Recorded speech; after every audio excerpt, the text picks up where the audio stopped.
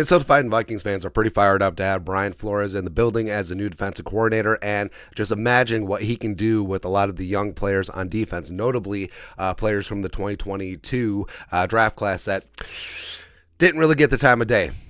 On defense. And Flores sat down with Tatum Everett on the Vikings network and talked about guys that he's excited to work with in 2023.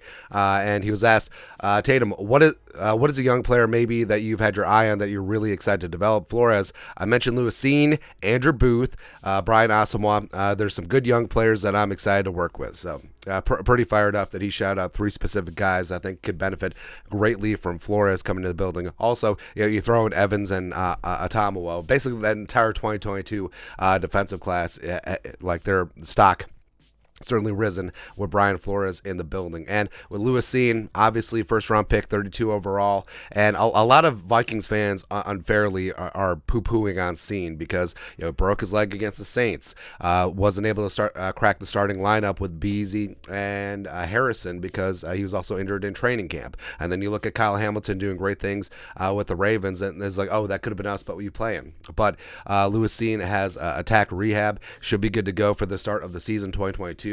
He's an absolute physical freak. He's a heat-seeking missile. He wants to stack up bodies, and I think that he has a chance to thrive. I think that he has a chance to really be that Javon Holland type player in Brian Flores' defense, where you're using his speed, you're using his cover skills, you're using his instincts, and I think that Lewis Cine is going to be a fan favorite eventually. Like, he has to get on the field, he has to prove it, and the Vikings have a pretty stacked safety room right now. If they retain Harrison Smith, you do have Cam Beasley, whose versatility I think could be maximized in Flores' scheme. Also, Josh Metellus, let's not sleep on him. But Cine, if and when he gets on the field, I think he's going to prove why he was the first draft pick of the Vikings. I think that he's going to prove why he was a defensive MVP in the national title game. I think that he is just going to throw haymakers out there. I think that he's going to be the enforcer on the back end of Flores' defense. Then Andrew Booth Jr.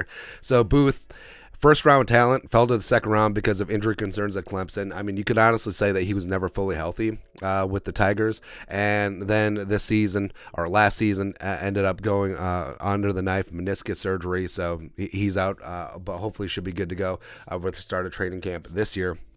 And with Booth, I mean, the talent is there. He's got the length, he's got the tenacity, he's got the size, he's got the attitude. And we said before, like, he does have a similar skill set to fellow second-round pick Xavier Howard when he was coming out of Baylor. And I think that given his disposition, given his man to man skills, I think that he could certainly thrive in Brian Flores' scheme. But he's got to stay healthy.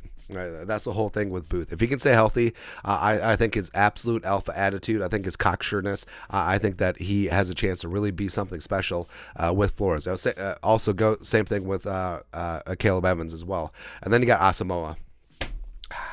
Guy that I loved, fantastic pick for the Vikings coming out of Oklahoma. When he got on the field last year, he made plays, and we need to see more of him. Absolutely. Now, I understand that Minuski, who's gone, and Donatel, who's gone, like they were giving all the latitude to Kendricks and Hicks, the 2 veterans. But Asamoah was the guy that they needed to get on the field more, just as a spark. And I think that Asamoah, both given his ability in coverage, as well as his pursuit, as well as his ability to just always find the ball, I think that he is going to be a real asset in Flores' defense. I think that you're going to see Asamoah both in coverage, both working in the slot, also blitzing. Since Flores, I mean, the Vikings in 2023 may lead the league in blitzing around 40%, and I'm down for it, man.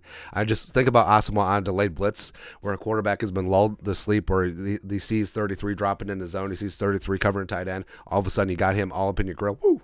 With that closing speed. Let's go. So I do trust Flores with this defense because there's going to be a lot of changes. There's going to be a lot of changes, a major upheaval, and I think a lot of the young guys from the 2022 class, like we mentioned, Booth, Cine, Caleb Evans, Asamoah, as well as Asazio Tomo, I think they're all going to be either high-level contributors or starters on this defense, and they're going to get after it because we said there's something that all the defensive draft picks from last year had in common.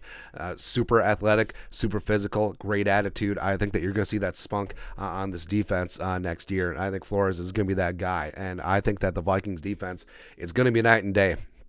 2022, one of the worst, most predictable, slowest defenses in the league under Flores. I mean, they may not be top 10, but they're going to put the fear of God in offensive coordinators and quarterbacks. They're going to make them stay up. They're going to zero blitz. They're going to get after the quarterback's ass, and they're going to be fun. They're going to be playing fun, fast, and free football.